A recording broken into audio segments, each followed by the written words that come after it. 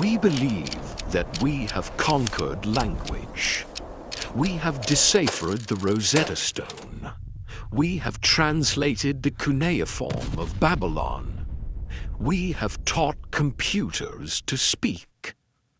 We believe that there is no thought, no history, and no secret that cannot be read. But this is a lie. Hidden in the archives of our world, locked in the basements of museums and the vaults of libraries, are the unread. Texts that defy translation. Books written in languages that have no origin. Scripts that follow no known logic. And pages that seem to have been written by something other than human.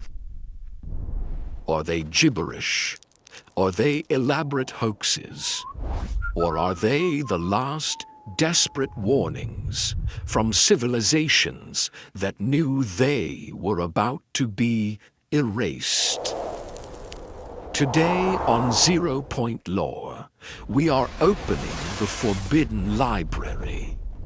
We are investigating 5 ancient texts that science simply cannot read.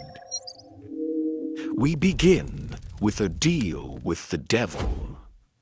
Number 5, the Codex Gigas. It is known to the world by a different name, the Devil's Bible. It is the largest medieval manuscript in the world. It weighs 165 pounds. It is 3 feet tall. It would take 2 people just to lift it. The official story is strange enough.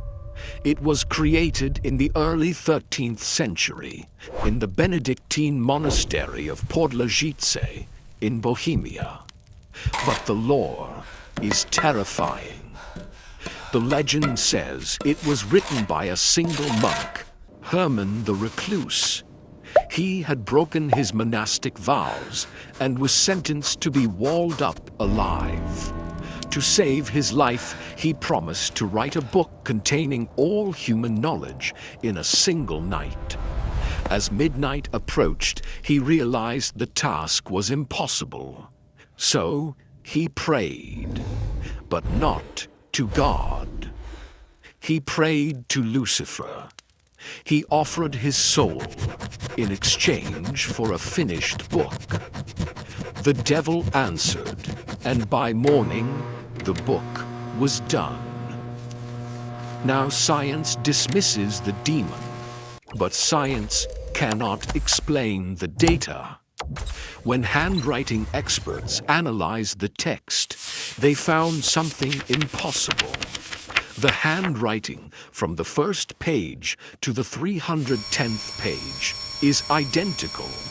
There is no sign of fatigue, no change in style, no aging. It is as if it was indeed written in a single continuous burst of energy. Experts estimate to write this much text by hand would take 20 years of non-stop labor. 20 years, yet the ink shows it was written by one hand with a consistency that defies human biology. It is a book that physically should not exist. From a book written by a demon, we travel to a book written by no one.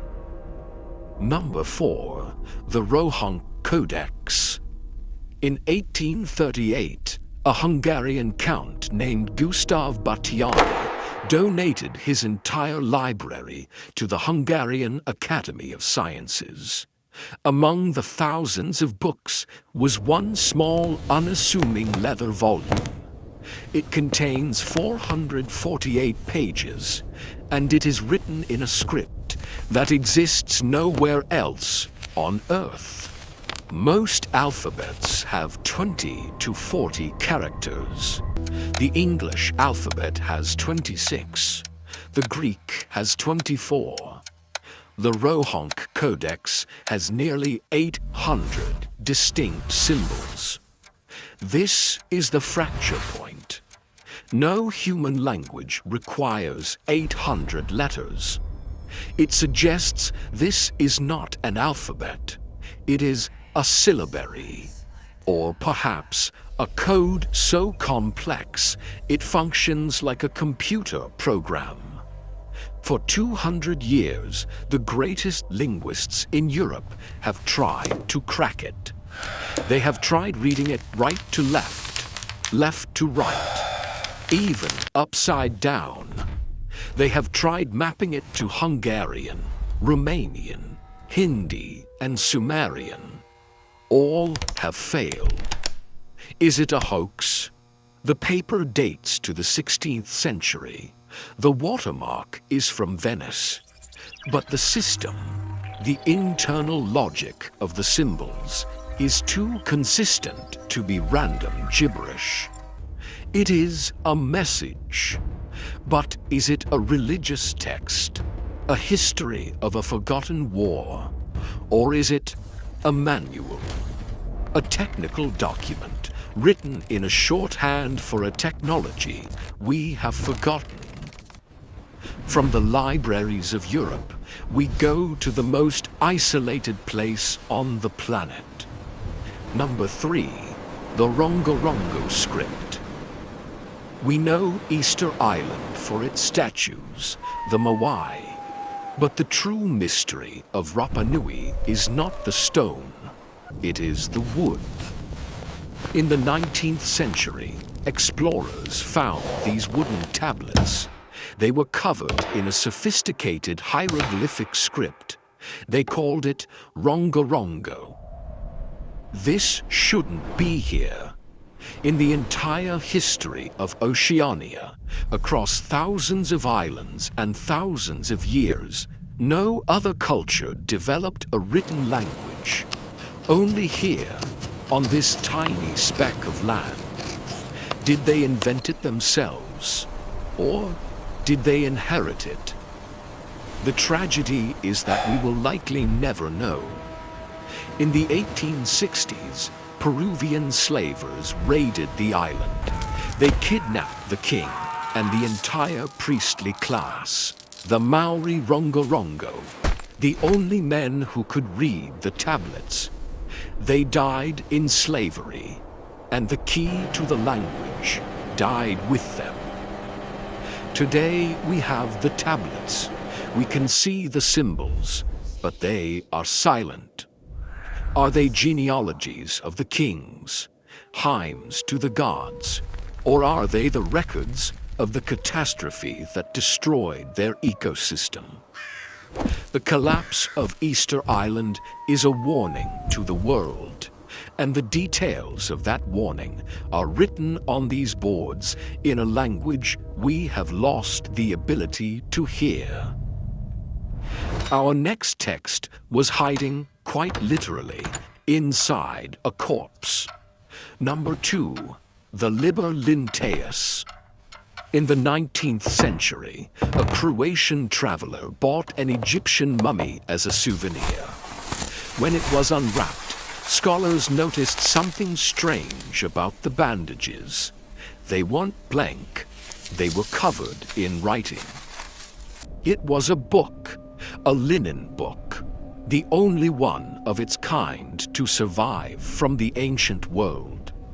But the language was not Egyptian. It wasn't hieroglyphs. It wasn't Coptic. It was Etruscan. The Etruscans were the mysterious precursors to the Romans. They gave Rome its gladiators, its archers, and its rituals. But their language is an enigma. We can read the letters, but we do not know the words. The Liber Lintaeus is the longest Etruscan text ever found. It contains 1,200 words. We know it is a ritual calendar. We can identify dates. We can identify the names of gods.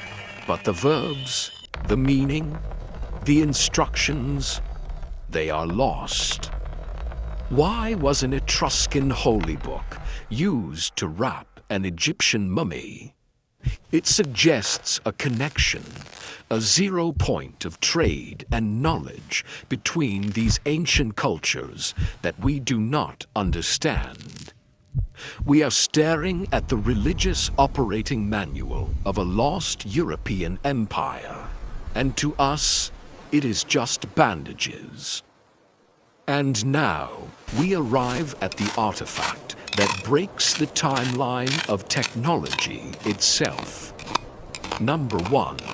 The Phaistos disk. Discovered in 1908 in the ruins of a Minoan palace on Crete. It dates to 1700 BC, nearly 4,000 years ago. Look closely. These symbols, the running man, the shield, the ship, the beehive, they were not drawn by hand. They were pressed into the wet clay using stamps. This is movable type. This is the first printed document in human history. It predates the Gutenberg printing press by 3,000 years. But it is a solitary anomaly. We have found nothing else like it. A piece of advanced technology that appears once and vanishes. And the message, 241 symbols arranged in a spiral. Linguists have tried everything. Is it a prayer to the Earth Mother, a geometric theorem, a board game? Some theories go further. They suggest the symbols are not words, but data. That the disk is not a text, but a CD-ROM of the Bronze Age. An encoded storage device left by the Minoans, or perhaps by the survivors of Atlantis. It is a message sent 4,000 years into the future, and we are still too primitive to press play. The Codex Gigas, the Arohonk Codex, the Arongo-Rongo, the Liber Linteus, the Phaistos disk, and of course the king of all mysteries, the Voynich Manuscript. Why can't we read them? We have artificial intelligence, we have supercomputers, we have cracked the Enigma code. Why do these specific texts defeat us?